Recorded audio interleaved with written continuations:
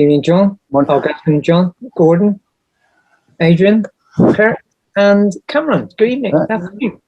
Good afternoon to all of my British and Scottish brothers. And Canadian.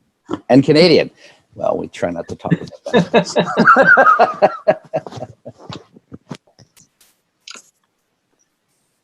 Miss Lancaster, you got in the background there, Adrian? Yeah, that's the one that flies out of Hamilton, our one that was restored. And if you look at the front, it's actually the VC one. All right. Yeah, that's the VC badge at the front of it for the story behind it was that the rear gunner was trapped. So one of his buddies went back to help him and couldn't get him out. So he finally said, "Hey, let me just go save yourself." So the other guy jumped out. Meanwhile, his parachute had burned, so he fell to his death. The Lancaster crashed and with a full payload exploded on impact, blowing the rear gunner part out, and he landed on a rooftop on a farmhouse. Was rescued by the farmer and was given to the French resistance, where he came back. The Lancaster itself, this is all done with his actual colors and call sign and everything, and it still flies out of Hamilton on a regular basis. It's one of two left. Didn't we have two left in the world? Sorry. I'm sorry? Didn't we have that one over here a couple of years ago for Yeah, you have one and we have one. And those are the only two left functioning in the world.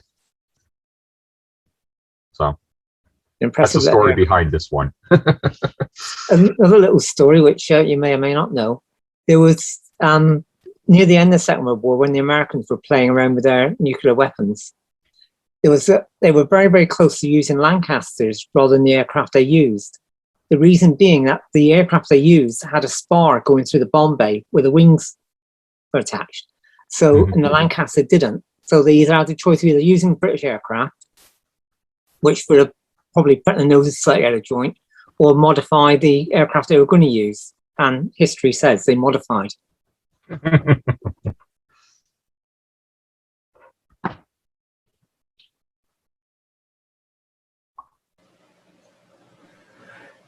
So, sorry for the late start. I'm normally on here at 1:45, giving people time to come in, but looks like all of you were queued up at the door, as it were. And Gordon's here, so we have our speakers, so that's all that matters, right? Hopefully. We had a great time at Luray Caverns. It was very interesting. The Luray Caverns, I'm not sure if it's a Mason or a senior DMLA or someone who's the original owner or manager of the place, but the DMLAs have been there like 48 years in a row. We get to come in and do our DMLA degree down in the bottommost cavern. It's very cool. I got a picture here I'll throw up here of, they took when I was in there.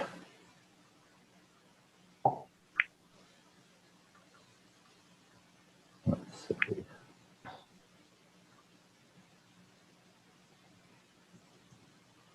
Let me share my screen real quick.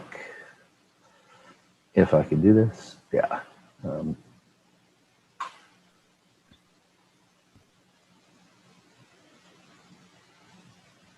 Let's share browser.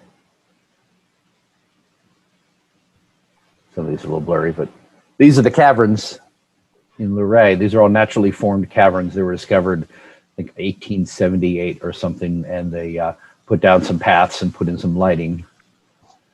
And it's just beautiful. They charge people to come through and take the tours. They're open year round. And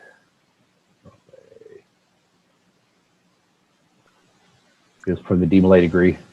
My son plays Jacques DMLA. It's the, for those who aren't familiar, it's the second degree in DMLA is they show the trial of Jacques DMLA being persecuted by the Inquisition, and then the Lord Constable comes in from the king and says, "Screw it, we're gonna put him on the stake."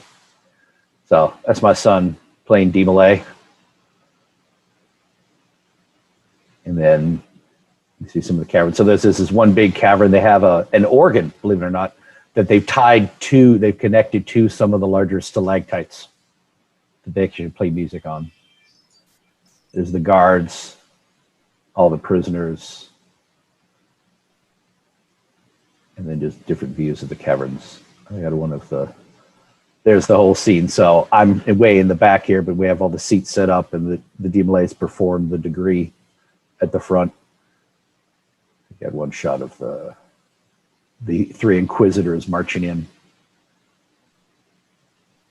Oh, and there's our order giving the talk beforehand. That was backwards, but at the beginning, the order comes out. That's the typical Demolay dresses. We have these robes that the boys wear for formal occasions, and these cloaks. And he gives a talk about explaining what the Demolay degree is about and so on. So that's what I did last weekend. That's why I wasn't here with y'all. But it was a lot of fun. Had about 200 people came down in the caverns to watch the degree. And several members of my son's chapter were on the degree team. It was pretty cool.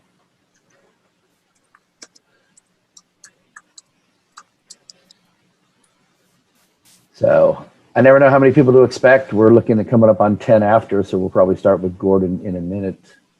Anybody got any announcements, anything going on they want to share with us? I'm going to go grab a drink before we start. So Brian, entertain the crowd. Oh, no problem. I'll just do a quick song and dancing. No problem at all, mate. You've got the world with you, Brian, just now. Sorry? You've got the whole world with you in Cornwall just now. We have, yeah, every man and his dog. Yeah, it's really, really exciting. My sympathies. We tried to keep him over here, but he insisted on going.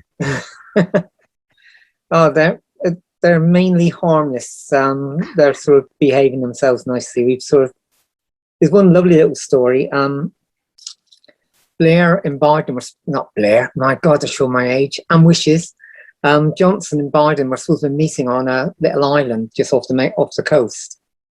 And they decided that they couldn't do it because it was too misty and the helicopters couldn't land there. so they had to do a meeting in a hotel instead, which was completely different from what they expected. That link, I'm just posting a link in the chat about that story about the Lancaster that was going to be used to drop the nuclear weapons. And also, while we're dropping links, That's the one about the Lancaster, the guy, why he got the Victoria Cross. Brilliant.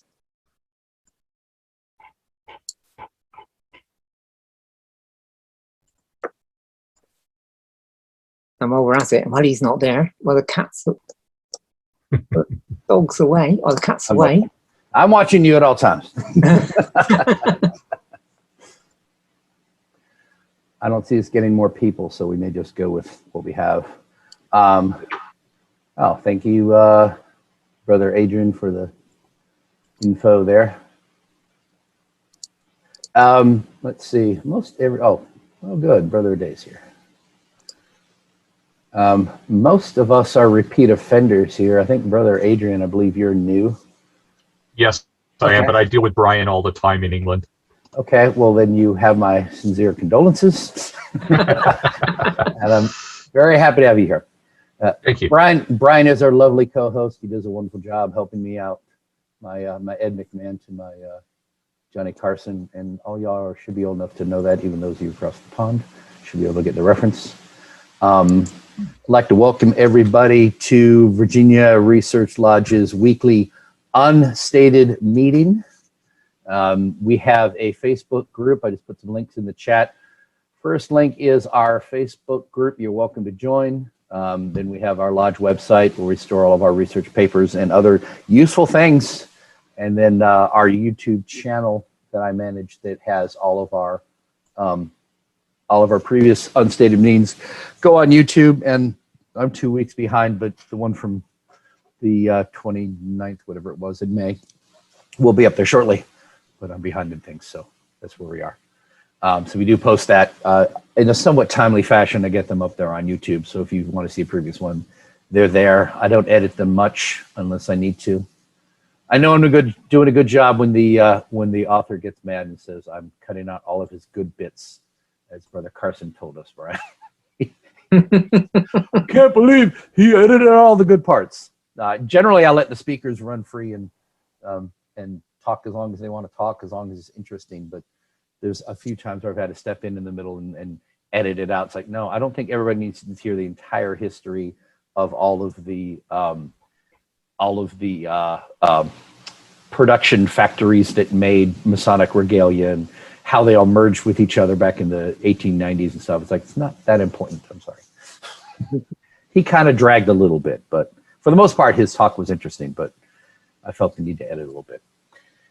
Anyhow, as most of you all know, we do, this is sponsored by Virginia Research Lodge number 1777, which meets in Highland Springs, Virginia. It is open to all Masons and occasionally to non-Masons who are interested in Masonic stuff. We're not that restricted here.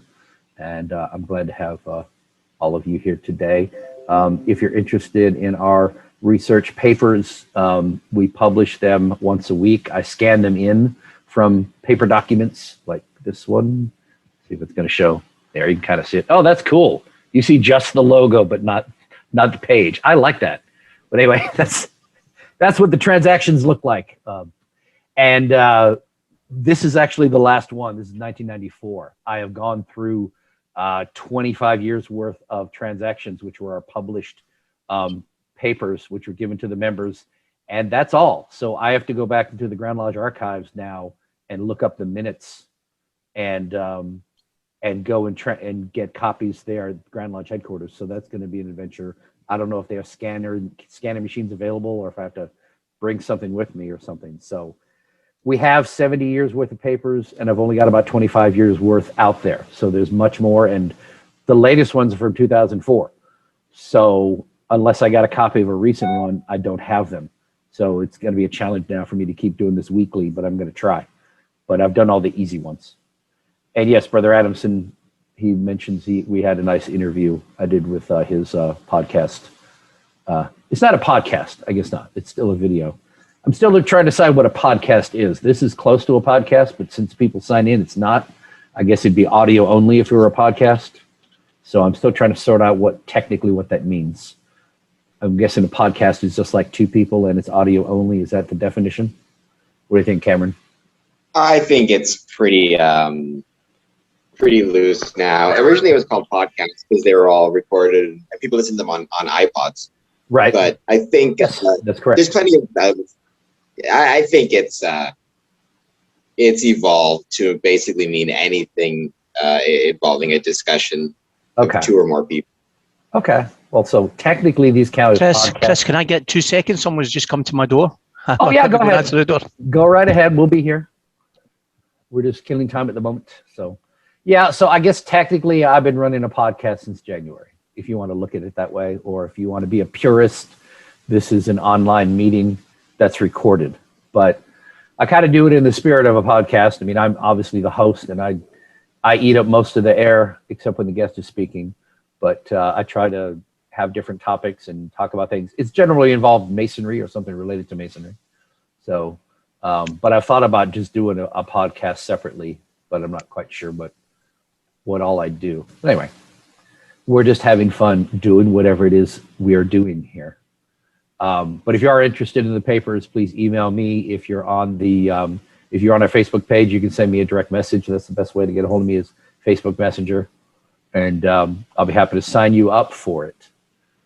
So we actually have a poll right now, and I'd like to get more people's input on this. Brian, this is interesting. One of the brothers sent me an email, which was a copy of someone else's email, sharing my weekly email with his lodge. And that's great. I fully support sharing our emails, passing them on to other brothers. That's less work for me. If you're going to give it to everybody in your lodge, I only need to have one email, and you're sharing it with 30 other people. Mm-hmm. But he, the guy he quoted said, this is a bit of a paradox. I don't think it's a paradox, but that's okay. He said, number one, the email has a description of a paper, and the paper is attached as a PDF. That's my weekly email, and that's what I've been doing. The second is an invitation to the unstated meeting, because when we have a Zoom meeting coming up, I put all the details for the Zoom meeting at the bottom of the email. Now, one thing, First, I'll back up. At our last stated, which was in May, I had several brothers say, I don't get the invites to the Zoom meetings. And I said, well, you do. They're in with the research papers. They're at the bottom of the research paper every week. And they say, oh, well, I don't read the whole email. I just open up the PDF and read it. It's like, well, so the next I started putting in the first line, read this whole email. There's a link to the Zoom at the bottom, because very few of my brothers in this research lodge actually attend these meetings. It's primarily me. So I'm trying to encourage the members of the lodge that's responsible for this to attend. So I started putting a blurb at the top. Please read the whole email for the link. But the second part was the email I mentioned. The guy says, well, there's a previous or there's the most recent paper, which it isn't. It's typically like from 1994 or something, and an upcoming paper. So they're two different things. One is papers that are actually given in the lodge over the last 70 plus years. That's what I'm transcribing and put in digital form. The second is the Zoom meetings, which are all brand new. So I understand where it's somewhat confusing to people out there what exactly I'm doing. So I put a poll on can somebody mute? Cameron, I think, got him. Okay. Yeah, somebody, when you have more than one mic, you pick up me talking through your speakers and then it keeps reverbing back for everybody. Anyway, the papers, totally lost my train of thought. I'm sorry. The papers are from the physical lodge, the actual lodge meetings over the last 70 years. That's what we're digitizing. The unstated meetings are the weekly, these Zoom meetings, and I'm announcing an upcoming one. So one's from the past, one's coming up. I put a poll on the page because I really don't like emailing everybody multiple times. I don't think people want to get 6 emails a week from me. So that's why I combined the weekly email with the paper with the Zoom announcement in the same thing. So I tend to talk to the group on Facebook because I know I'm reaching most everybody. Instead of sending questions through email, I put it in Facebook. Most of you on Facebook are getting the emails. Just a little background. So I put a poll out there amongst you all to say, would you rather get one email from me every week, like I've been doing, or would you rather have a separate email, one email with just the research paper, and another one just announcing the Zoom meeting if there is one? Because I want to do what works for the majority here, and I didn't want to send 2 emails a week because some people complain that's too much.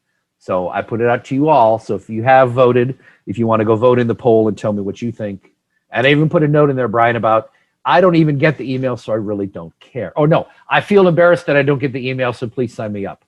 I've been amiss, and no one's picked that yet and admitted they don't get the emails. Because every time, guys, this is hilarious. I put an announcement saying, hey, I'm trying to change my email because I change email hosts and occasionally I keep trying to improve this service and give you all a good product, and I keep finding better ways to do it. And I say, I apologize if you didn't get an email this week because we're changing things. Inevitably, some good brother who's on the group will email and say, well, I don't get the paper at all. And I say, well, are you signed up? Well, no. I said, well, that's why you're not getting the paper. They just happen to be in the group. So if you're in our Facebook group and you have not signed up for the email, you have to sign up for the email. You have to actually reach out to me and say, add me. Just being in the group, you will see the emails in Facebook. I'll post them every week, but you won't get the email until you make an effort to give me your email address. I know it makes sense to most people. If you haven't given your email to someone, odds are they're not going to be emailing you anything. And some people don't seem to connect that concept.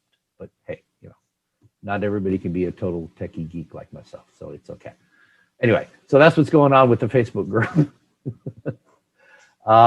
Any brother have any announcements, anything they want to bring up before we bring on Gordon and I shut up for at least a couple minutes?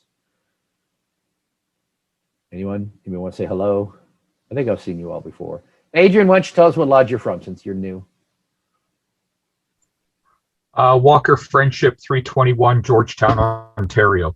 Ontario. Okay. Our one. Yep. Our token. I'm about 45 minutes northwest of Toronto. Okay, good. All right. We have 2 Canadians. Oh, and brother, who's our other Canadian regular? Is it Neil? Neil's not here today. That's who's not here. I do notice most of you all are regulars here, and if you're here every other week, that's okay. I do like having a regular group that can count on being here. But all right, well, looks like we have 8. We're going to go with that. So with no further ado, I'm going to let Brother Gordon Michie introduce himself, say hello, and begin his talk. Thank you very much, Worshipful Brother Christopher Douglas. Hopefully I should be able to share my screen. If you can allow that, Chris, that'd be great.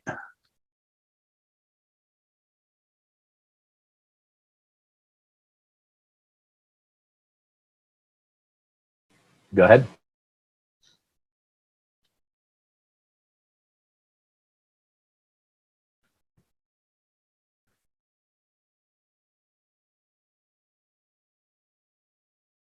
Okay, brilliant. Brother Chris, thank you so much for asking me to come along and talk to you this afternoon about the Victoria Cross and Freemasonry. Brian, good afternoon. It's a pleasure to be here, and I'd just like to give you a little bit of background before I go into the presentation, why I feel that I can speak about the Victoria Cross. I did serve in the British military. I was in the Royal Air Force for just over 8 years as a young man. And as I will introduce to you, I've met a couple of VC holders, and these people that I've met have really made an impression on me as a person and on what I try to do in my day-to-day life. From a Masonic point of view, I'm a past master of Lodge Errol Hague in the province of Fife and Kinross. Errol Hague, as many of you will recognise, was the founder of Remembrance in the UK. I'm currently the Right Worshipful Master of one of our province's research lodge, the Lodge Hope of Karachi, and that's how I got to know Chris through the work that we've done during the COVID pandemic at the Lodge Hope of Karachi. We've hosted a weekly lockdown lecture on a Tuesday evening, 7 o'clock UK time, and everybody's more than welcome to join us. For my sins, I'm a past substitute provincial Grand Master of our province. I'm a member of the Grand Committee of the Grand Lodge of Scotland. And in my professional life, I'm Head of Fundraising and Learning for Poppy Scotland. Poppy Scotland is the guardian of the poppy, the nation symbol of remembrance in Scotland. Our proper name, our company name is the Errol Hague Fund Scotland, and you can see there the connection back to my mother lodge as well. So during lockdown, I've tried to bring my own interests of Masonic and military history together, and I've produced a variety of presentations, one of them being the Victoria Cross and Freemasonry. It primarily focuses on the Scottish brethren that have received the Victoria Cross, and this afternoon I don't propose to go into each and every one of them, but I'm going to bring out 2 or 3 that I think may be of interest to you. Gordon, I'm sorry, before you go on, can you explain what the Grand Committee is? Because normally we have like committee on X, committee on Y. What is the Grand Committee? So the Grand Committee of the Grand Lodge of Scotland is the committee that is ultimately responsible for the goings-on of the Grand Lodge of Scotland. So as an office bearer of the Grand Lodge of Scotland, you would become ex officio, a member, and there are a variety of brethren who are elected onto the Grand Committee to serve for a period of 3 years. So in effect, I come from the floor to represent the brethren as part of that Grand Committee. So like operations and planning, just all the things the Grand Lodge does. Well, all decisions that go in front of the Grand Lodge of Scotland have to come through the Grand Committee first. Okay. And the way the Grand Lodge of Scotland is a very democratic organisation, any decisions have to be passed on the floor of Grand Lodge by the members of Grand Lodge. But we are that committee. In the same way the Lodge has a committee, but all the brethren can then vote on it. The Grand Committee makes those decisions. And within the Grand Committee, there are a variety of subcommittees: benevolence, administration, communications, discipline. that are subcommittees of the Grand Committee of the Grand Lodge of Scotland. Got it. Okay, thank you. That helps a non-Scot understand. We're all a little bit different. We just have separate committees for things. Sounds like the lodge of the Committee on Jurisprudence, which vets all proposed changes to the Grand Lodge. So that would be a subcommittee in our terms for our constitution. That would be a subcommittee of the Grand Committee. Okay, but yeah, all the other ones fall under you, so that makes sense. Yeah. Okay, thank you. That helps. So, Brian, the Victoria Cross. The Victoria Cross is the highest award for gallantry that can be conferred on a member of the British Armed Forces, and was first introduced on the 29th of January 1856, and it is inscribed for valour. In the 165 year history now of the Victoria Cross, there have been 1,356 of them awarded. And what we now know from a variety of researchers, about 10% of them were Freemasons from different constitutions. From the overall total of Victoria Crosses awarded, around 25% of them were awarded posthumously. We know it's been awarded 1,356 times, but that's been to 1,353 individual recipients. 3 have won it twice. What really inspired my interest in the Victoria Cross was in 2018, I was responsible for pulling together a lot of the commemoration services for the anniversary, the 100-year commemorations of the ending of the Great War. And one of the events we pulled together was a concert tour called Far, Far from Ypres with a lot of Scottish traditional musicians. And we took it around the country, and we took it to one of the theatres in Aberdeen. And we invited John Cruikshank along. John Cruikshank is the last living recipient of the Victoria Cross from the Second World War. He celebrated his 100th birthday just over a year ago, and he celebrated his 101st just a few weeks ago, and he's still in good fettle in the care home up in Aberdeen. And it was a great pleasure to meet John. Like the majority of the VC holders, he's very humble about what he's done and what he's achieved, and he went on to have a hugely successful career in banking and insurance afterwards. But John, he was awarded his VC for sinking a German U-boat, and then, despite being hugely seriously wounded, he landed his Catalina. He was hit in 72 places, Brian.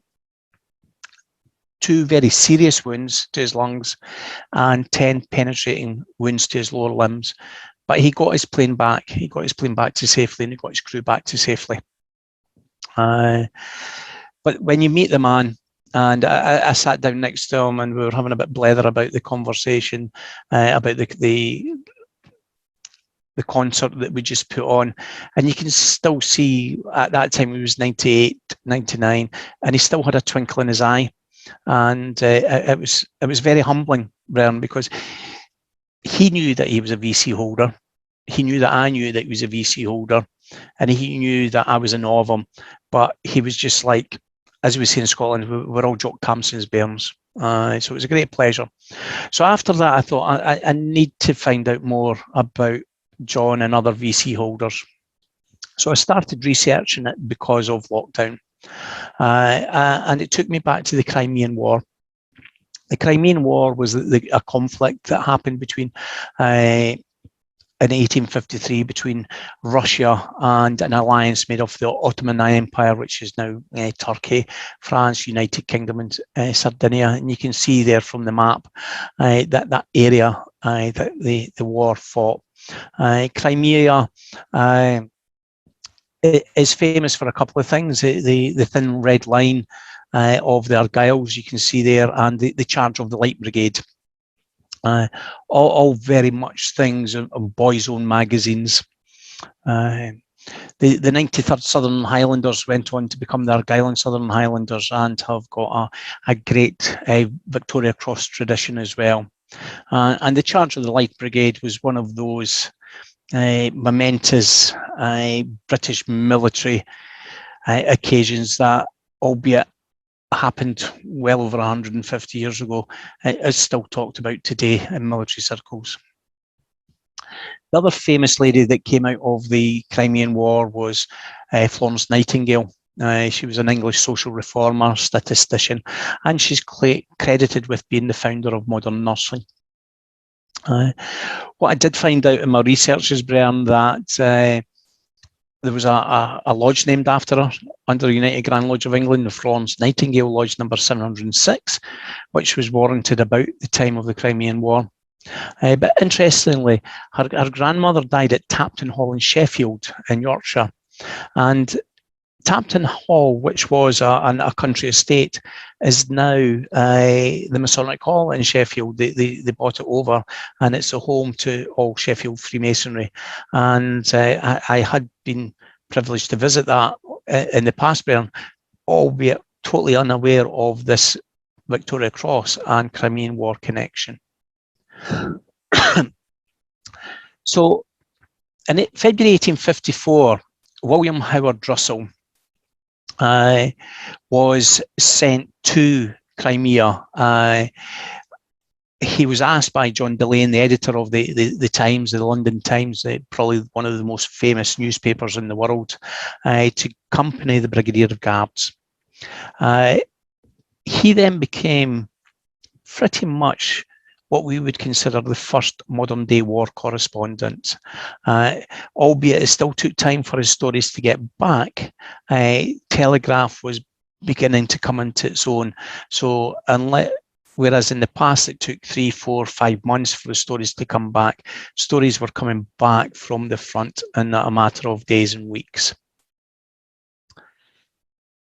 At around that time, when we look at military honours, the Legion d'Honneur was in existence. The Legion d'Honneur is the highest French order of merit for military and civilian. It was established by Napoleon in 1802. It's presented in the name of the President of France, who's the Grand Master of the order.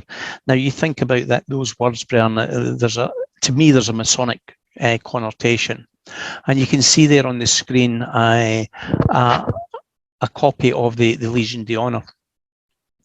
In Masonic terms, however, if you remember of the 18th degree of the ancient accepted Scottish Rite, and this is a Scottish past most wise sovereigns jewel, and when you lay that side by side with the Legion d'Honneur, there's a huge amount of similarities, Brian, and albeit Napoleon wasn't a Mason, I think he had a lot of Masons around him. And I like to speculate that there was certainly some sort of Masonic connection within the Legion d'Honneur. As we're speaking to the Virginia Lodge of Research, Brian, it's only fitting that we also talk about the Medal of Honor, the highest award for valor within the United States military. And you can see the 3 different medals there for the 3 services. What we know, Brian, there are 235 known Freemasons. I do have a full presentation of the Medal of Honor, but before I continue talking about the Victoria Cross, I felt for this audience I would just introduce a little Masonic context for it.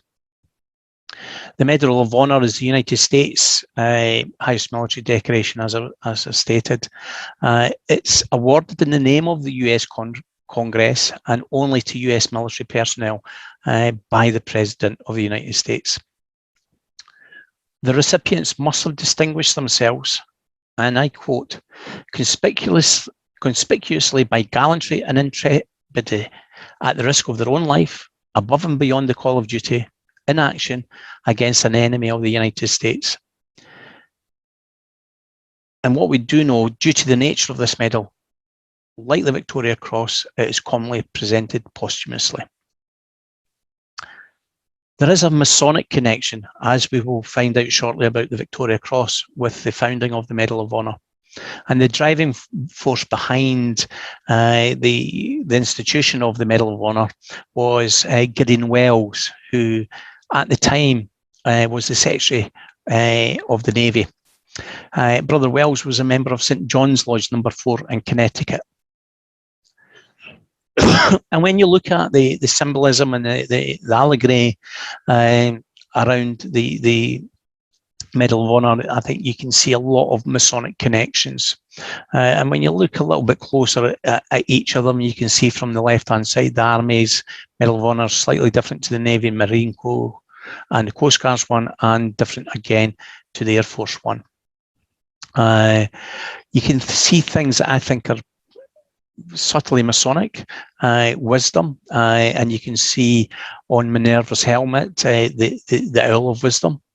Roman mythology talks about Minerva being the goddess of wisdom, and she especially associated with strategic warfare.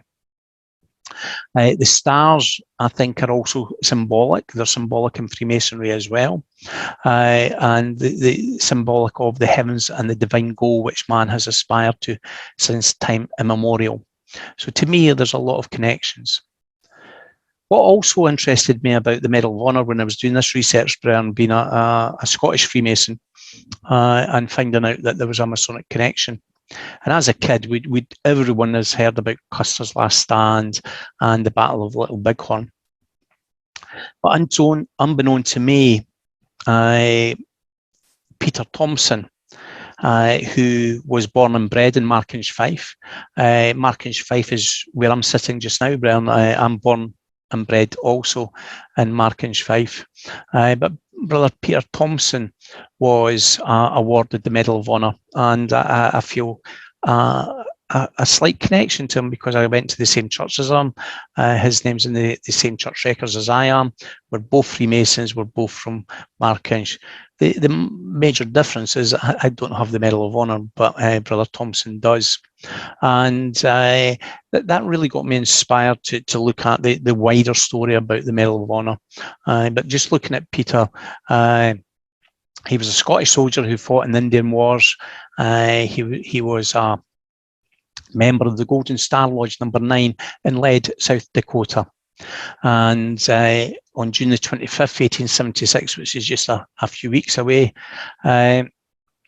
he and a companion fell behind but continued on towards the river, and they were unable to join the company that was decimated in the end. But he got back, and although he was wounded, with that group that was left, he crossed the lines to get water while he was continuing to fight hostile Indians. He was later discharged at Fort Meade in the Dakota Territory in 1880, and he then continued working in a variety of businesses, mining businesses and everything. And ultimately, he passed away, and he was buried with full military honours in Grave 1, Section 9 of the Masonic block in the Westleigh Cemetery. And you can see the two memorials to him that indicate his Medal of Honour. So when I was looking at for Valour, I thought that was lovely. A Medal of Honour holder came from the small town that I live in Scotland. And just to give you an example of how far that man travelled, from Markinch, the Battle of Little Bighorn was 4,156 miles away. Carter Springs, where he farmed, was over 4,000 miles away. And Hot Springs, where he died, was 4,148 miles away from us. But let me come back to the Victoria Cross, Brian, because that's why I've been asked to speak to you today. Captain Thomas Scobell, Royal Navy, made an address, a formal proposal to the House of Commons in the UK, in London, that a humble address be presented to Her Majesty being Queen Victoria at the time, to institute an order of merit to be bestowed upon persons serving in the Army or Navy for distinguished and prominent personal gallantry during the present war. and to which every grade and individual may be admissible. Because at that time, Brian, it was generally the officer classes that were recognised. Henry Pelham, Duke of Newcastle, at the time, he was the Secretary of War, and he wrote to Prince Albert, Queen Victoria's husband, and he followed it up with a speech in the House of Lords. And the way that the UK parliamentary system says, you need both houses to be pretty much in agreement. However, Henry Pelham, before he could take this idea forward from Captain Scoville, he was to lose his role as the Secretary for War to the Earl of Dalhousie, and he was more commonly known as Lord Panmure. Foxmall Ramsay, Lord Panmure. He was a Freemason, Brian. He was the Senior Grand Warden of the United Grand Lodge of England in 1832. He became the Deputy Grand Master of the United Grand Lodge in 1857. But from a Scottish point of view, and more importantly, he was the Grand Master Mason of the Grand Lodge of Scotland in 1867. And he was the Provincial Grand Master for some 20 odd years of the neighbouring province to where I am in Fife and Kinross as the Provincial Grand Master of Forfarshire. So he then followed up the approach to Queen Victoria. And Queen Victoria took a great interest and wanted this to happen. And it was very much for her that some of the wording and the way that the Victoria Cross came around has in the current fashion. Originally, it was suggested that for the brave be inscribed on it, but she decided to change that for valour because she considered all her soldiers brave. And when she was looking at the original drawings to it, the originators behind it suggested to her a design being the Army Gold Cross from the Peninsular War. And you can see, Brian, that there is a similarity from that medal to what we ended up with the Victoria Cross. But it wasn't a case of her civil servant saying, this is what we're doing. Her Majesty Queen Victoria very much took a great interest in it. The original royal warrant for the Victoria Cross stated that the award should be ordained with a view to place all persons on a perfectly equal footing in relation to eligibility for the decoration, that neither rank, nor long service, nor wounds, nor any other circumstance or condition whatsoever, save the merit of conspicuous bravery, shall be held to establish a sufficient claim to the honour. One of the researchers, Brother Granville Anvil, when he was looking into it, one of the Masonic researchers, he suggested that the two ribbon colours are very Masonic in nature. And you might question, say, why are you talking about two ribbon colours when obviously the Victoria Cross is crimson? But when it was started off, Brian, there were two ribbon colours. There was what is termed as a Masonic blue for the Navy, and that was taken from the Craft Past Masters dual ribbons. And it wasn't until the foundation and the formation of the Royal Air Force in 1918 that it was decided to standardise the ribbon as crimson instead of having three separate ribbons in the way that the United States Medal of Honor has three separate jewels attached to it. Lord Panmure approached a variety of jewellers to find out if they'd be interested in producing the Medal of Honor, but Mr. Charles Hancock was the one that said yes, because he was prepared to prepare 106 different specimens for him. They were a company of good repute at the time. And since the inception of Victoria Cross, Brian, they are the only company ever to have produced the Victoria Cross. And you can see the left-hand picture is their notebook that contains the listing of every Victoria Cross that has been produced. And every Victoria Cross is slightly different. We can't go into those details, Brian, because we don't want to allow the fraudsters to make a fake one. And give you a reason for that in a minute or so. But when they were looking at what the Victoria Cross should be made of, one of the things that Queen Victoria stated was she didn't want it to be valuable in monetary terms. She wanted it to be something that the value came from the action. And it was suggested that the gun should then be made from bronze. And it just happened to be that there was a couple of Russian cannons that had been captured in the Crimean War that the Hancocks said they could use to make the die for it. And there's always been a story behind it that they were Russian cannons.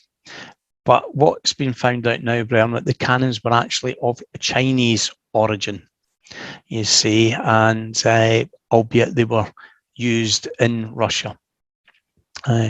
But they fitted the criteria that ensured that the Queen's expressed desire that there was no monetary value to the medal. Unlike today, Brian, on the 14th of April, just 3 months ago, a Victoria Cross was sold for in excess of £200,000. That Victoria Cross belonged to Private James Towers. It was a Victoria Cross from the First World War. So people out there are collecting them, Brian. They've become very valuable, which really goes against what Queen Victoria wanted. The first person to be awarded the Victoria Cross was Charles Davis Lucas. He was a lieutenant at the time. He wasn't a Freemason, Brian, and he was awarded it for an action in the Åland Islands in Finland. And if you look at the date, it was 1854. And if you remember from the beginning that the Victoria Cross wasn't instituted until 1856, but some of the early awardees were from actions beforehand. When you're looking at Masonic Victoria Cross recipients, Brian, there's a great resource out there. There's 3 or 4 books. Granville Angel, Philip May, George Cross, Bob Cooper have pulled these together, and they're very interesting reads, Brian. And I would encourage you all to join them, to purchase them for your own lodge Masonic libraries. And they've been invaluable to me to help me pull together this presentation. The first Freemason then, Brian, to be awarded the Victoria Cross was Major General Edward Bell. And that was for an action at the Battle of Alma. He was a member of the 23rd Regiment of Foot, which later became the Royal Welsh Fusiliers. And I know we've got a couple of Canadians with us, and you'll be proud to realise that he was a member of a Canadian lodge, St Paul's Lodge number 12 at the time, now number 374 in Montreal. Gordon, what does gazetted mean? You can go back. So the London Gazette is the London Gazette, and so all the medals, anything that the royal family or the government do is listed in the London Gazette.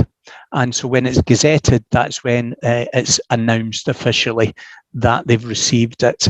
And the London Gazette continues to this day. So today we've got the Trooping of the Colour in the United Kingdom, and the Queen's Birthday Honours list has been announced. So people will receive the OBE, the MBE, CBE, and their names will be listed in the London Gazette. And that's where gazetted comes from, Christopher.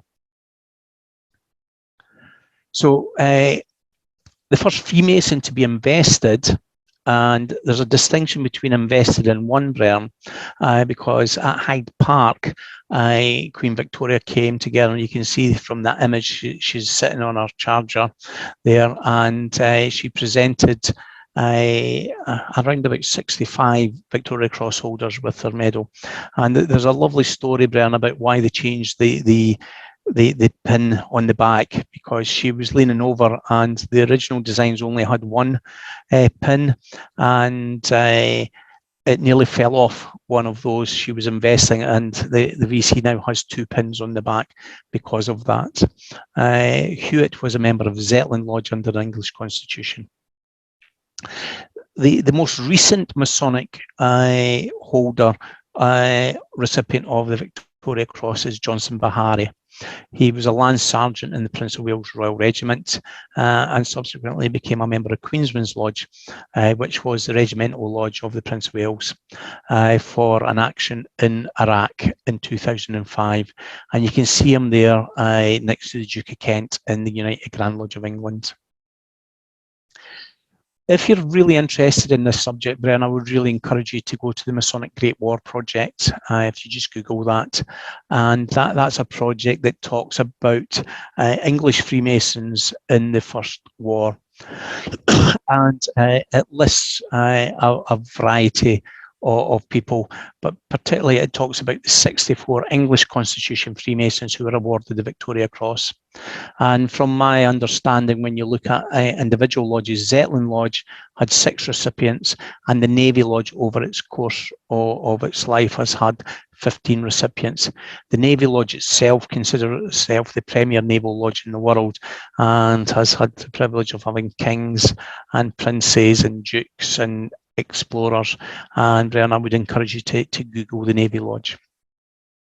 Granville Angel pushed for a commemoration during the period of 2014-2018 to commemorate English Freemasons who were awarded the Victoria Cross, and this monument was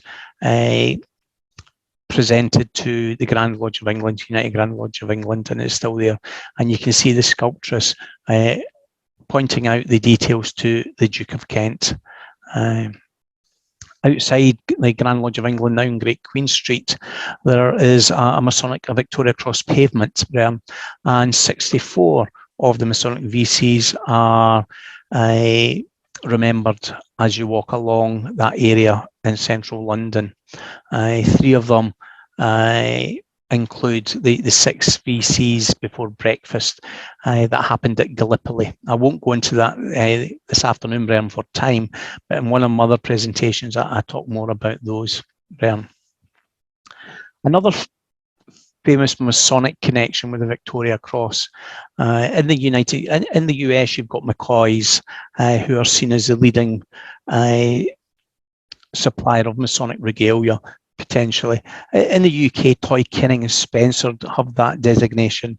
But when you go back in history and you talk about Alfred Toy, he was one of the forebears of that organisation. He was awarded the Victoria Cross.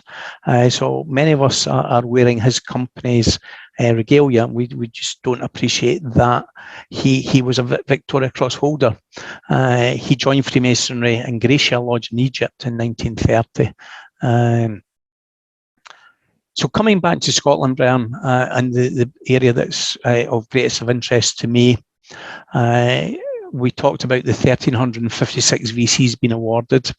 Of that, we know roughly 12% were Scots or Scots-born. Bear in mind that Scotland makes up about 7% of the United Kingdom population. We're certainly punching. And of that, of the Masonic recipients, roughly 22% were Scottish-born. And when you look at the numbers of Scots that served in the First World War in particularly, and you look at the percentages, I think we should be very proud of our heritage as Scottish and as Scottish Freemasons.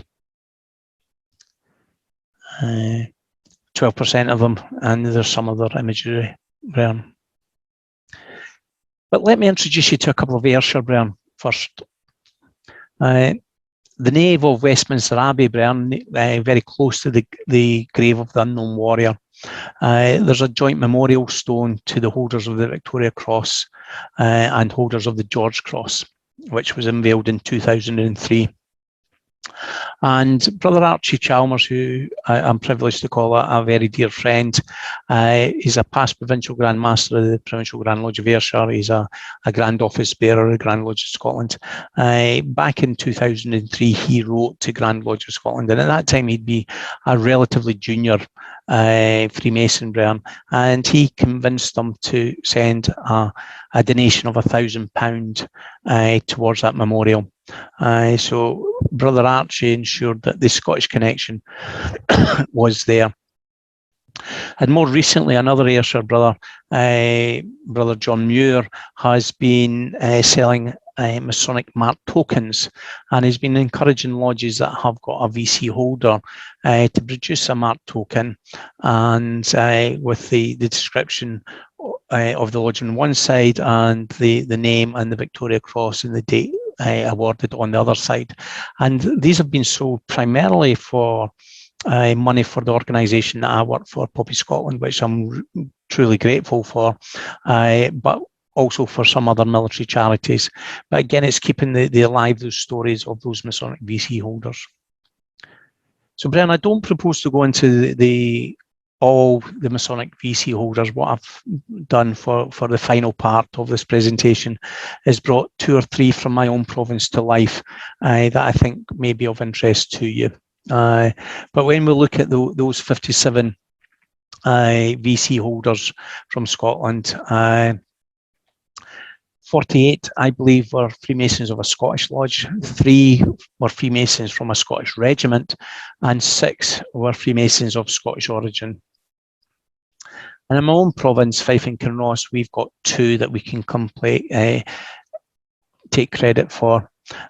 One a member of Union 250 and one a member of Elgin and Bruce, number 1077. So the first brother I'll introduce you to is David Hunter. He was a corporal in the Highland Light Infantry and a member of Lodge Union 250. He received his VC for an action at Mouvray in France on the 17th of September. He was detailed to take on an advanced position in shell holes very close to the enemy. There was no opportunity for him to look around the area, and the next afternoon he found him and his squad very isolated. But he was determined to hold out despite them all being exceedingly short of food and water, and he managed to maintain their position for over 48 hours until a counter-attack relieved them. He frequently repelled many attacks, and attacks from both sides because they were coming right over his post. And there was a very famous pipe tune. If you like the pipes, Brian, please Google the 7 Heroes of Mouvrays pipe tune, and I can guarantee the hairs on the back of your neck will rise. In civilian life, he came home to Dunfermline. Dunfermline's within my province, as I said, and it's about 10 miles from where I am just now. And he went back to work as a miner in Kingseat. The west of Fife, the south of Fife is a huge mining community, Brian. And he came out of the pit because of health, and he served as a postie for nearly 30 years, and he became quite famous as his postie. And there's a lovely story about 1962, a couple of years before his death. He was going to sell his old Morris car, Brian, because it had failed its road test and he didn't really have the money. And his family urged him to sell the VC, maybe not for the £200,000 you're getting plus for them now, but they felt like, you need the money. It's just a medal. You need this to keep you going. But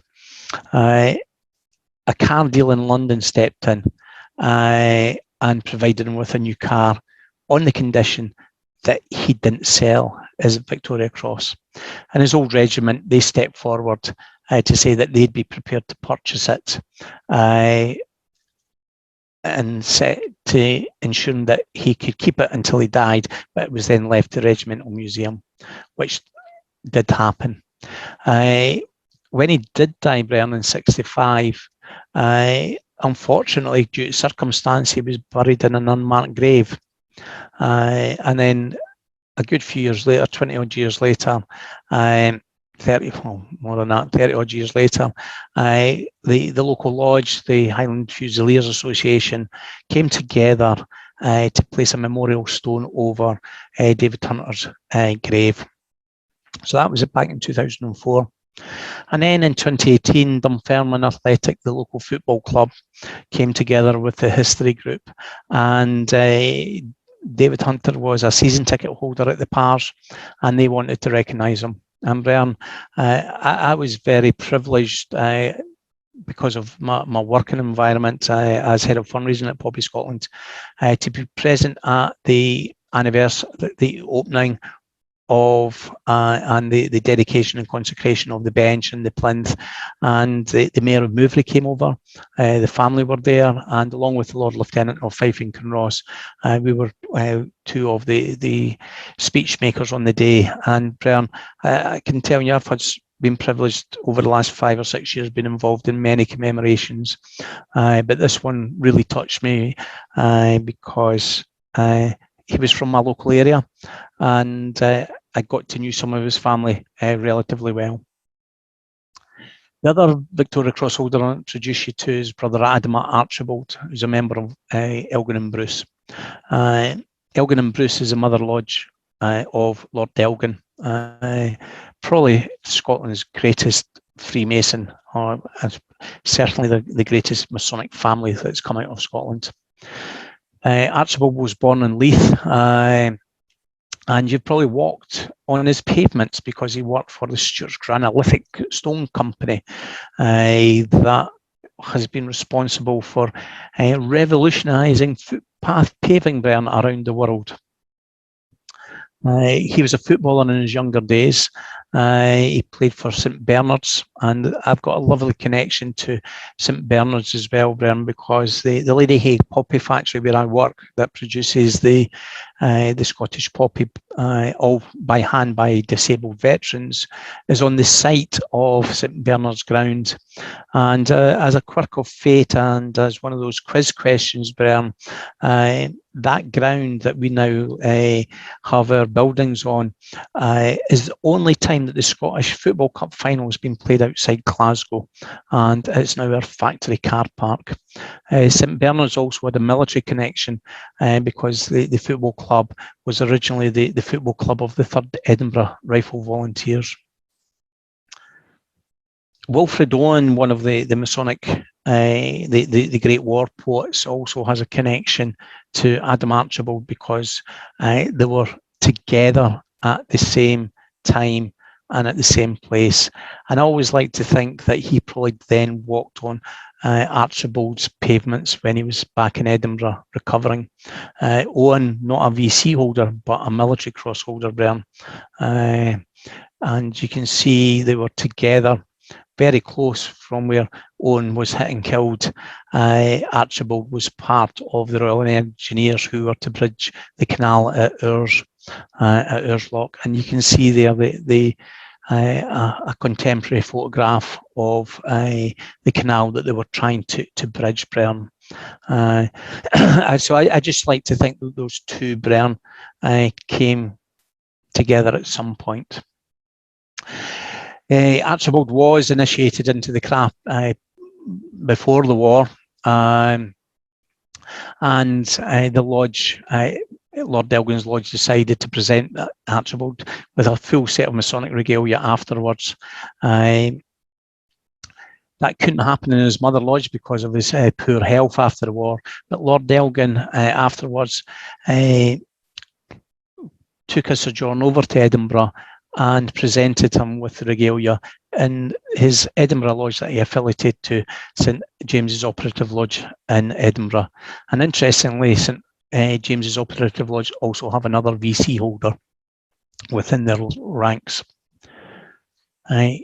Robert Lloyd Lindsay, Lord Wantage, another Brian with a huge connection locally to me.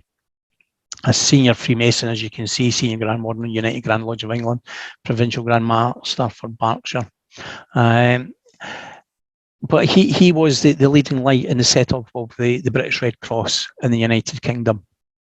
And again, that shows to me the connection with the good and the great of that day with civil society. Less so nowadays, unfortunately, but back in the day, But when he was setting up, Lloyd Lindsay had a letter published in the Times, and he pledged £1,000 of his own money, which was a lot of money, Brian. And on the back of that letter to the Times, the British Red Cross came to be founded. His connection to the province is that his family is the Earls of Crawford and Balcarres. The Earl of Balcarres is a title in the peerage of Scotland, created in the 1600s. And Robert was the second son of Lieutenant General James Lindsay and Anne, daughter of Sir Coots Trotter, Baronet. His great-grandfather was James Lindsay, the 5th Earl of Balcarres. And in my province here in Fife and Cross, we have got a Lodge Balcarres that meets in Collinsborough, and they proudly wear the Lindsay tartan, and they are basically within the estate. And that's me a few years ago, Brian, at the installation, or being one of the installing masters at the Lodge Balcarres' installation. John Macaulay, another VC holder, Brian, although not a Fife Freemason, a Glasgow Freemason, he was born in the Kingdom of Fife. And there was a fantastic poem written about him. His heart and soul were in the fight to crush the wrong and guard the right, and sever that sword that makes weak nations cower, that deadly poisonous Hunnish power forever. True boy's own story about him. Alexander Hoare Ruthven, the first Earl of Gowrie, is another Scottish Freemason that I pull out of them all. He was initiated in the St Andrews Military Lodge, number 668, and he affiliated to the Reginald Wingate Lodge while serving in Sudan. He was involved in the Madis War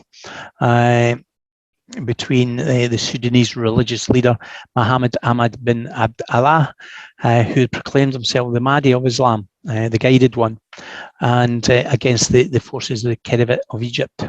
And Khedive Muhammad Tufik Pasha, as you can see, was a Freemason, and so there was a lovely connection there. Hoare Ruthven went down to become the governor of South Australia.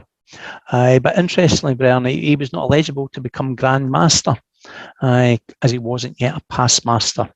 He joined the United Services Lodge on the 25th of April, 1929, and a year later he was appointed Worshipful Master, and 10 days before being installed, he was installed as a Grand Master of the Grand Lodge of Australia, with a little bit of dispensation because he was entitled. Afterwards, there's a variety of lodges named after him. David Lauder, Brian, he was the cousin of Harry Lauder, which is probably one of Scotland's biggest exports. Harry Lauder was initiated in Lodge Dramatic. And at that time, Brian, Lauder was the highest paid performer in the world and the first British artist to sell more than 1 million records. But a lot of the profits that he made, he put into the Harry Lauder £1 million fund for disabled soldiers, which then went on to become BLESMA here in the UK. But when we're looking at our Victoria Cross Freemasons, Brian, and there's always questions, was he a Freemason or not? And one of the books I talked about earlier, Brian, John Noble Graham was listed as a Freemason. He was a colonel in Argyll and Southern Highlanders, and it states that he was a member of Lodge Union 310 in Carlisle.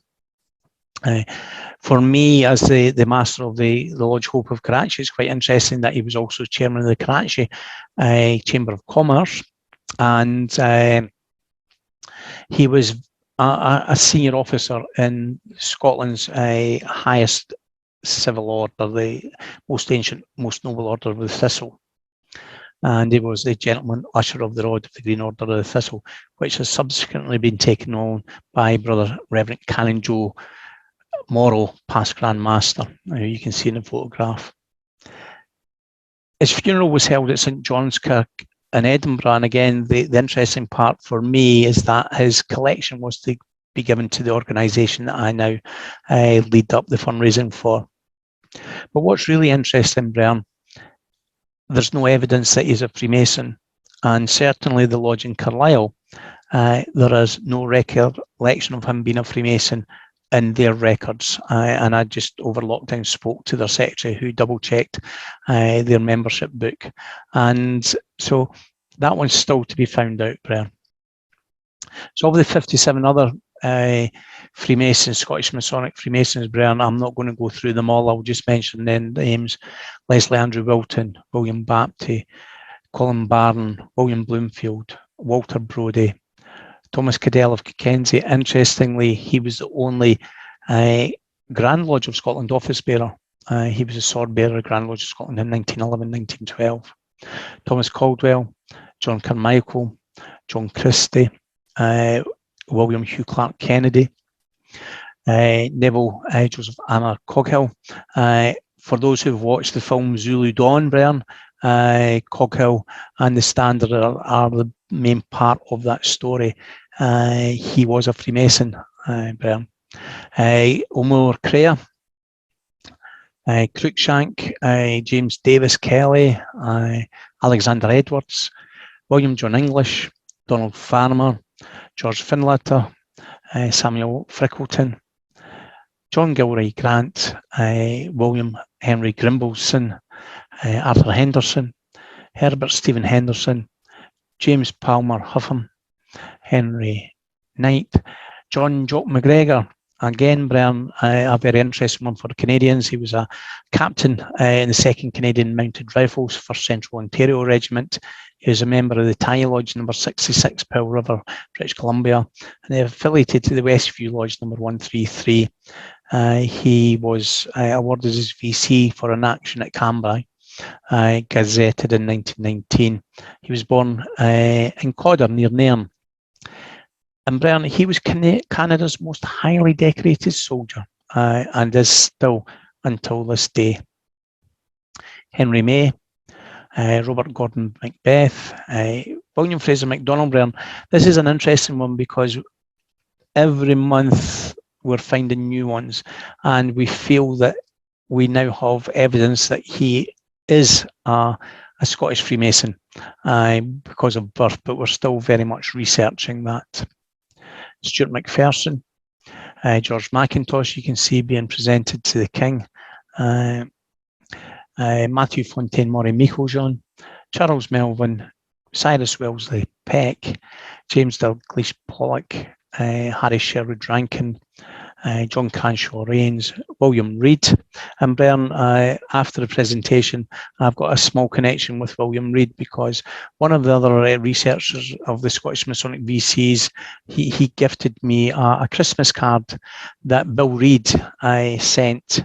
It was part of the Victoria Cross collection from the Victoria and George Cross Society, and I'm quite privileged to have that in my personal collection now. Brian, Thomas Ricketts, Walter Potty Ritchie, Frederick Slay Roberts, Lord Roberts, Bobs. Brian, I do another presentation on Bobs.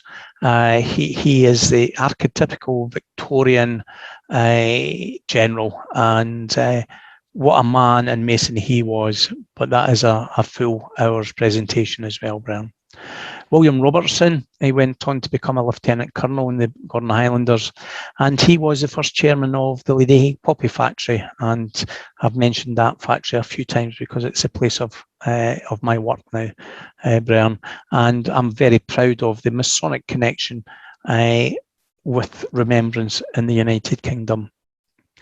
George Mackenzie Sampson, there's a tragic story behind George Sampson. He came home and he was asked to attend a civic reception in the local park in Montrose, and he got off the train, Brian. He was in his civilian clothes, and he was walking towards the park, and as you can see in that newspaper, two ladies handed him the white feather. The white feather, as we know, is a symbol of cowardice. And I just hope that they were truly ashamed when they arrived at the civic reception in the park and they realised that the man that they'd given the white feather to in civilian clothes was the man that were actually there to congratulate and celebrate. And that man was Seaman George Mackenzie Sampson. So it just goes to show, never judge a book by its cover, Bern, because they assume because he was in civilian gear and he was of fighting age, he should have been overseas, and he was awarded his VC at Gallipoli. Robert Shankland, Ross Tollerton, Ernest Beechcroft Beckwith Towse, William John Vousden, Sir George Stuart White, and Jacob Weiss, or Jack White, the only member of the Jewish community in Scottish Freemasonry that was awarded the VC. John Augustus Wood. Brian, there's so many people I need to thank for bringing this together. They're listed there. My challenge when I present this in Scotland is to the lodges, are there other Scottish Masonic VC recipients out there that we do not know about? If you've got snippets in your archives, please let us know. Brian, for Valor, thank you for listening. And not to take away from any single person who has won the Victoria Cross, but those from the medical world and from the musical military world, to me, are the bravest of the brave, Brian, because they were playing the bagpipes and or sounding the pibroch and inspiring a Brian to go across those trenches and not able to defend themselves, or they were fixing the wounded and again not able to defend themselves. And those stories are, to me, that little cut above. Thank you so much for inviting me along to the Virginia Lodge of Research to give you this short insight into the Masonic and particularly the Scottish Masonic connections with the Victoria Cross. Thank you. Thank you, Brother Michie. I had a question for you, or a follow-up on Napoleon. You mentioned Napoleon not being related to a Mason. One of my previous papers I gave on the diverse Grand Lodges of France, in researching 1804, this shortly after de Grasse Tilly returned from the Western Hemisphere, where he had set up the Mother Supreme Council of Scottish Rite. Several Scottish Master Lodges, which is the precursor to Scottish Rite, were at odds with the Grand Orient of France, established the General Scottish Grand Lodge of the Rite, Ancient and Accepted, REAA. They installed Prince Louis Bonaparte as Grand Master, and de Grasse Tilly was his deputy. That was on October 22nd. On November 27th of that year, Louis's older brother, Joseph Bonaparte, becomes the Grand Master of the Grand Orient of France, the one that were at odds with the Scottish Masons, and Louis became his deputy Grand Master. And then on December 1st, Louis's older brother, Napoleon Bonaparte, the one we all know, is crowned Napoleon I, Emperor of the French by Pope Pius VII. So several of his brothers were Masons and indeed senior Grand Masters and such of French Masonic bodies. Louis himself never joined, Napoleon himself never joined Masonry. And I remember there was another snippet, I didn't have it at hand, but where Louis or Napoleon was asked something about Masonry, and he says, yes, my brothers can wear their silly aprons and their silly gloves. They can do what they want. Kind of like, I'm going to go do manly things and you can go wear your aprons. So yes, he had definitely had connections to Masonry directly through his family, but he was not indeed a Mason. Just want to add that to the discussion there. Any questions for Brother Gordon? Question here, Brother Gordon. Thank you for wonderful. Speak up, please, Ade. Now, in researching these Masons, the Victoria Cross, were they Masons prior to receiving the Victoria Cross, or they became Masons later? What does the statistics look like? I don't have the exact stats on who were Freemasons before. A good few were in the craft. The two that I talked about were Freemasons before receiving their VC, but many have joined the craft afterwards. I like to believe that they've not been sought out to become members because they were Victoria Cross holders.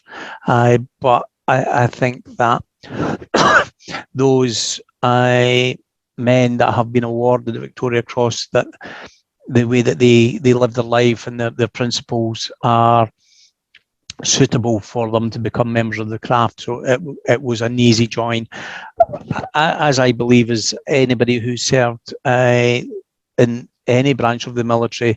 There is a connection with the Brotherhood and Freemasonry and the way that we do. So we've got similar principles that we will all abide by. So it's an easy leap from being in the military to becoming a Freemason. But I don't have the stats, Guido, about how many were before or how many were after.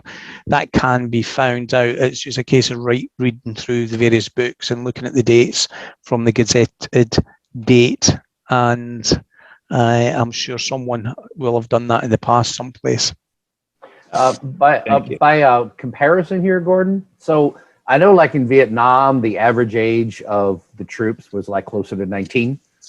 And then in World War II, they were older, and I believe World War I, were they not? The typical age of someone going off to war in World War I would be a typical, what was the average age? You have an idea? Was more like late 20s or? It was late teens, early 20s. It still was early teens. Okay. So, I mean, a lot of them, you typically can't, I mean, I imagined at the time the age for joining the lodge was 21. Well, in Scotland, it's 18. If you're what is termed as a Lewis, that your father or grandfather. So the vast majority of them would have been in. But when you go back to the sort of the 1800s, you also had the military lodges that many of them would have joined as well. But the vast majority of the Scottish Freemasons were joining lodges at home or their home lodge. So, so as far as at the age for joining then in the late 1800s, was that still 21, or I mean, it's come down a little bit recently, is it not, or has it been? Well, I look at myself. I joined at 17 when I joined the military. So it's, I think it's that late teens, early 20s. That's when you're going to do it, and I don't think that's really changed over the years. Okay, interesting. Unless in time of war, when you then do get the conscription up to a certain age, and that changes the demographic of those who are joining. Right. But as a volunteer to the military, I think it is that you leave school, you make a decision, and for the area that I was in, the sort of decision making that I had, it was the local paper mills, the military, the local mines, or the dockyard. That was your sort of, unless you were going on to further education, etc. But okay, very good. Okay, so I was just trying to get a perspective there. If it would be typical to be joining a lodge by the time you were in the military, and indeed it was. Also, there are a lot of military lodges. I didn't take that into account. So yeah, you may well join the service and then join a military lodge shortly after joining. So I do know, especially in the U.S., I don't know how this affected Great Britain and Scotland here, but in the U.S., the biggest influx of Masons came with the World War II generation coming back from the Second World War, and the bond that you formed with the men. Because remember, we're over there in Europe for like 3 or more years, in country with the same unit, with the same men. You form tight bonds of fraternity. They came back to America 45, and it's, you wanted to feel that same sense of camaraderie. We saw that spike after the First World War. Okay, yeah. But here was huge. I mean, the majority, and of course, still have a few of them, not many, but there was a huge influx in America of World War II veterans joining the lodge between, say, 45 and 50. And that's been the largest increase at any time in American history of Masonic bodies. And of course, we didn't really draw in the baby boomer crowd because of all the upheavals in the 60s and 70s. When they came of age, they weren't too keen on those same things, being counter to their parents, counterculture, whatever. So Masonry took a huge hit. Now, I myself am a Gen Xer. I was born in 65. So I was the very first year of the Gen Xers. So my generation really didn't pick up the mantle. So it seems like Masonry in the US took a sharp dip. We built a whole lot of lodges. We built a whole bunch of buildings and all this in the mid 20th century. And now we find ourselves, even at the end of the 90s, when I was master the first time, we were seeing the decline. Now we're 20 years into the next century where we have all of these lodges. We have 12 lodges, well, 10 lodges now in the city of Norfolk, where I tend lodge, which is near to where I live.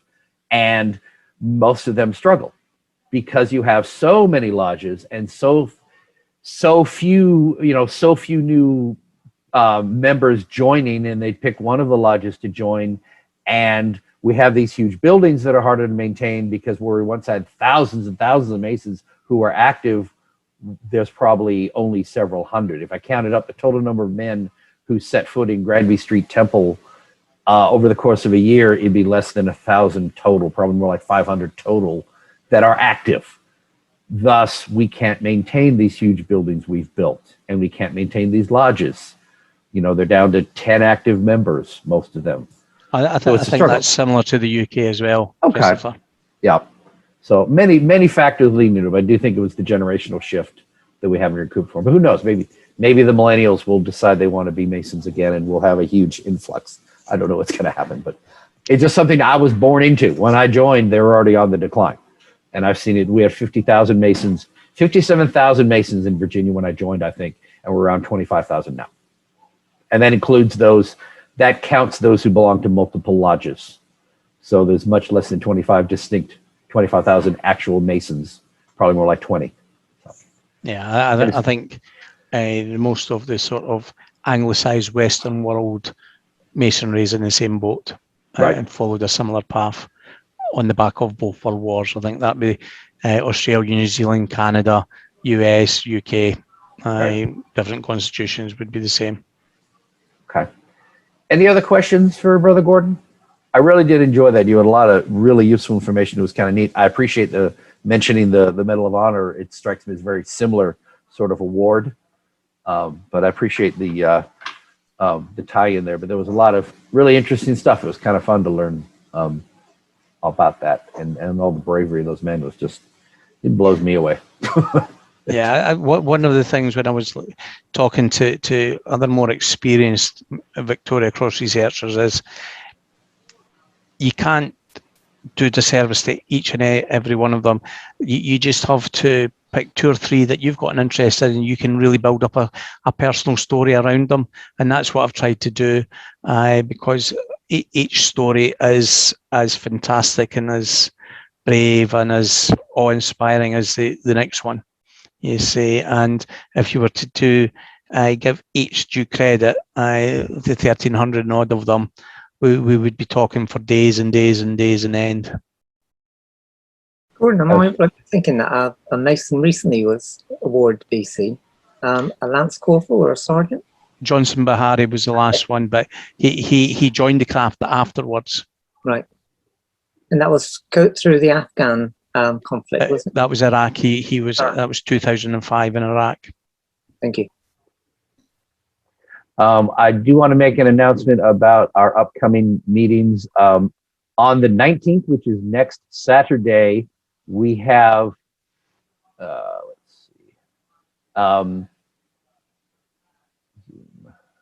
the brother D.D. Anderson and several other brothers from the Supreme Council of Louisiana. We'll have a panel discussion with them.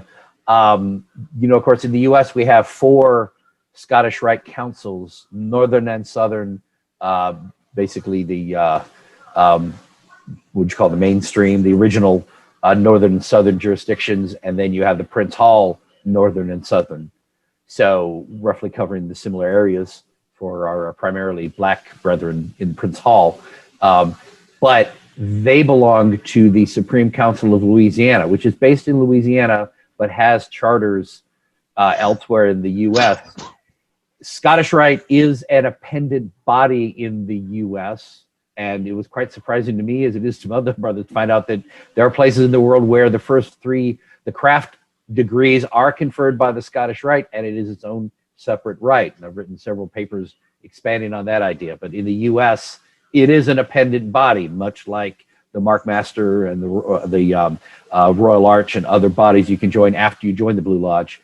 But the Scottish Rite in most of the world is indeed its own rite. You join as an entered apprentice. You get your first 3 degrees and then the other 29 in the Scottish Rite. But in the US, it's a dependent body. You get the 4th degree and so on after you've been a member of a Blue Lodge. They have their own Supreme Council. They confer all of the degrees, and they're very much clandestine. I can't visit their Scottish Rite because they're clandestine to my Supreme Council. But they have a very interesting story. They've kind of been operating in the background for years, and most of us weren't even aware of them. And so I met several of them online after seeing a brilliant video that a brother in Louisiana published on discovering this other Scottish Rite that existed. Be interesting to contrast and compare how they do things, and I'm very much looking forward to that. It's sort of like another jurisdiction within my own country, so it's got to be kind of fun talking to them. I need to hurry up and book some more speakers because I'm just about out of them. So I'm not sure what we're going to have the week after that. So I suppose this week I need to knuckle down and line up more speakers to come in. But we do plan to give a talk most every Saturday.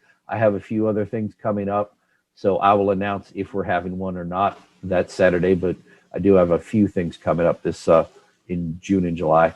But for the most part, we'll be meeting every Saturday. I'll continue to announce that in the group. But we definitely will be meeting next Saturday, and that should be quite interesting. So I hope you all can attend that.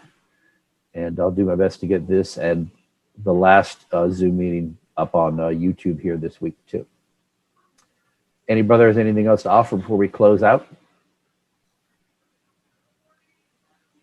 All right. Thank you all very much for coming. Good to see you all. Thank you again, Brother Gordon, for your... Oh, my pleasure. Thank you, Christopher, for asking me. Yep. This is great. Okay. And I may have you back for one of your other talks. You mentioned a few other things that sound interesting. My pleasure. So, yep. That'd be great. Anybody else has anything? Okay. Good to be with you all, brothers. Thank you again for attending and look forward to seeing you next time. Goodbye.